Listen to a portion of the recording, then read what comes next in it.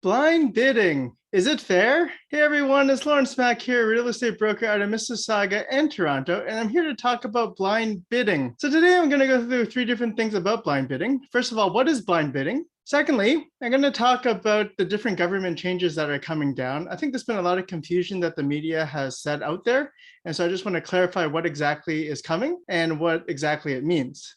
And lastly, I want to talk about whether or not I think blind bidding is fair. So what is blind bidding? Blind bidding is when a buyer puts an offer on a house without knowing what the other buyers have bid. So for example, if I put in a bid for $1 million and then there's another bidder that put in another offer for maybe $1.1 million, we don't know that there is another bid for $1.1 million. Number two, to be more competitive, a lot of buyers come in firm, which means that they remove all the conditions like financing and inspection. It's very difficult for buyers that are buying a house to put in with no conditions because there's an inherent risk in terms of the financing or maybe the condition of the house. And so that puts the buyers at a disadvantage. So the opposite of blind bidding would be open bidding, in which you'll see all of the offers and you'll know how much everyone put in all of their different conditions. So that would be the spectrum between blind bidding and open bidding. Next, let's talk about the different government law changes that may or may not be coming. The announcement in my previous video from the federal government's budget, which includes the Home Buyers Bill of Rights. In the Home Buyers Bill of Rights, the federal government has proposed that they're going to form a committee to look into the blind bidding and whether or not they want to ban the practice. This would be across all of Canada. In general, I think this is a bad idea, but this isn't really enacted yet. This is just an investigation for like a committee or for someone to look after it. And then they're going to make a proposal within the next year. The Ontario government has also announced something, and that's where some of the confusion has occurred, because recently you'll probably hear in the media that there's like a ban on blind bidding, or maybe they're going to remove blind bidding. And what does that mean exactly? 2002, they introduced the Real Estate and Business Brokers Act. That enacted a whole bunch of laws for us realtors to be able to follow. And over the past few years, they've developed a new act, which is called the Trust and Real Estate Services Act, which will replace or maybe supplement this one. So the regulations in this act allow the ability for a seller to disclose the prices. So in this way, a lot of the media are just saying that they're going to ban blind bidding, or maybe they're just going to be able to remove it. But really, it's at the option of the seller, and it doesn't really say specifically what is going to happen in terms of the blind bidding or the logistics. But it's just saying that it has that ability as of next year, April 1st, 2023. So I wanted to go through some ideas about whether or not blind bidding is fair. So the first one, which I'd like you to think about, is if open bidding was more expensive, would you still do it? And this comes from the idea that a lot of people are complaining about the house prices and that it's not transparent and that the blind bidding causes higher prices. So the question is, if you remove blind bidding and you went to an open bidding auction type of style and the houses were more expensive, so instead of $1 million, now it ended up costing you $1 million plus $20,000, do you want this method better? Like, do you want the transparency or do you just want cheaper prices? Because the fact that you're removing blind bidding doesn't necessarily translate to lower prices. So a lot of people confuse the issue. Number two, is it better for the seller? I'm going to have to say emphatically that yes, it is better for the seller. So typically speaking, when there's only one offer coming in, is usually the buyer against the seller, and you kind of negotiate until you figure out where the right price is. However, when there's more than one buyer, a different issue occurs, which is you're competing, but not against the seller. You're competing against a bunch of other buyers, and you don't know how much they bid, so you have to blindly put in some more money. The only person who knows the prices are, of course, the seller, and then they can either choose the best one or maybe ask for higher bids. So it is better for the seller blind bidding. Open auctions may not necessarily be better either for the buyer, because in a lot of opportunities, for example, if you knew that the house sold for $1 million and you're like, oh, I would have paid that. So now you bid $1,020,000. And now the other person says, oh, I would have paid 5,000 more. So they bid another 5,000. Now you have a higher number at the end of the day. So that's really the main question. If you ended up paying more money with an open bid versus a closed bid, would you do it? The amount that you get from an open bid versus a closed bid is debatable right now. I don't believe it's actually cut and dry. But the main problem and the reason why these auctions come up is because there are just a lot of buyers and not enough houses for sale. Number three, should the government dictate how you sell your home? I emphatically think the answer should be no. Majority of Canadians have a lot of their investment and their retirement in their homes. I really feel that you should be allowed to sell your home however you need to, because at the end of the day, it is your asset. I can see how, for example, if they start removing blind bidding, now they start to maybe add in other laws regarding your home, whether it's primary residence tax exemption, where they make changes to the taxes there, or maybe they do other changes. So for example, maybe the assessed value times like 2, that's the most will allow you to sell it at, because that's the only fair way. Like, I really feel that it is your home. You can sell it however you want.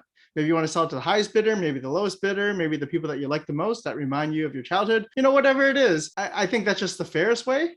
But again, that's up to the government, I guess, and our ability to be able to talk about the best way of dealing with our own homes. Number 4, auctions can be exploited like shills. In an open auction, you can easily get a second person to pump up the bid. So for example, you bid $1 million. Now I get my friend to bid 1.1 million. And I'm like, okay, I'm going to bid 1.2 million because I have an artificial bidding up there. It's slightly different with the closed bidding system, because in the closed bidding system, even if I have 3 offers and I get my friend to put in an offer, now there's a 4th offer. You really don't know what the number was. It doesn't really help. Every auction can be exploited. Like every game has the rules. You can always find different loopholes. And it's just like a knee-jerk reaction, in my opinion, whenever they say, hey, let's just ban blind bidding, and then they just try to enact it when they haven't really thought through all the consequences. There are a lot of other consequences to that. For example, in a regular auction, it's not just price, because when you're bidding for a house, maybe someone wants a longer closing date versus a shorter closing date, or maybe they have different conditions that they want better. For example, let's just say it's a hoarding house, and they say, you know what, we're gonna, all the stuff that you have in the garage, we're just gonna take, don't worry about it, and that is worth more to the seller than another bid, or that particular offer might be worth more to the seller than another. And so it's really hard to say what is a better bid in an open auction system, unless you're just talking about just price and only firm contracts and the exact same closing date. Then I guess you can make a case. But all I'm saying is that you can exploit the auctions in different ways. And in the open auction method, you can have shills. So now you can get 2 or 3 friends and all of them just keep bidding up the price. And then now the price that you have to pay is going to be a lot more. Just something to think about. It's not that cut and dry. Lastly, there are other forms of auctions that may be better. And that's because the main reason why you have to consider an auction is because of the fact that there are so many buyers versus so many sellers. It's a supply and demand problem. For the last time, it is a supply and demand problem. There are not enough houses out there to sell to people. That is the short answer. So what this means and how this translates is that normally, if let's just say you had a regular balanced market, you have one house, one buyer, you guys negotiate, and eventually you find a price. That's normal. But in this case, you have one house, and let's just say you have 10 buyers. They're all trying to bid for the house. You can't just put a price and then just trying to negotiate, because now there's a whole bunch of people down here who are trying to negotiate the best price. So in essence, they're all bidding against each other regardless. So it is an auction, or they're bidding against each other. And there's many ways in which they could outbid each other. And now the question is, what is the fairest way? There are pros and cons to different methods. There's a closed auction method, the open auction method, and the 2 here, which is kind of fun, which is the victory method, which is you bid up as much as you can, and then the winner goes to the second highest bid. That's the amount of money that the winner pays. That's one method.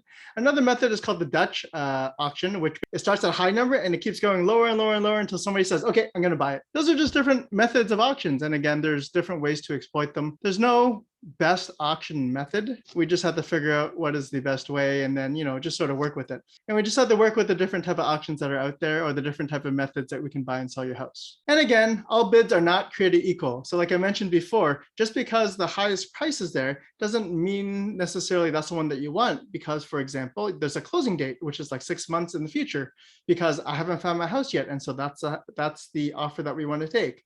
Or maybe there's a bunch of other type of clauses in there that you really like. All bids are not created equal, and so just a regular open auction bid may not necessarily work. And again, you have to remember, because it's the option of the seller, do you think the seller is going to intentionally take the option that is going to get them less money? That's just something to think about.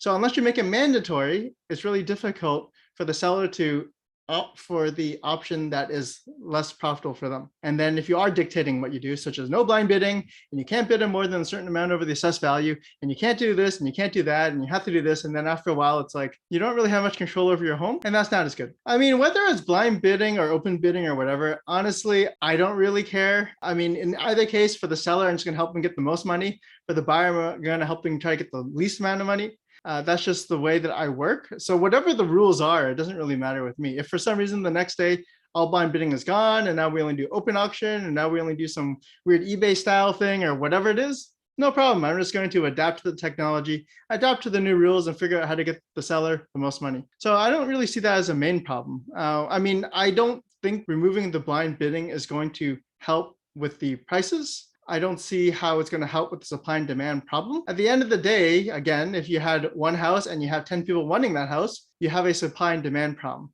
However you tweak the little things here and there, here's some extra taxes, here's some more taxes for the sellers. We're just going to keep taxing you. We're going to tax away all the foreign buyers. We're going to, prevent them from coming in. We're going to tax the buyers a certain way. We're going to give some incentives to some buyers. Either way, either buyer number 1 wins it or buyer number 2 wins it. If you get some incentive for buyer number 2, now buyer number 2 has more money to pay for it, so they buy the house and the prices go up a little bit. So that's what I think about blind bidding. If you have any questions about that anytime, just call me 416-276-4895. Again, I'm Lawrence Mak and I'm a real estate broker out of Mississauga and Toronto. Talk to you soon. Bye.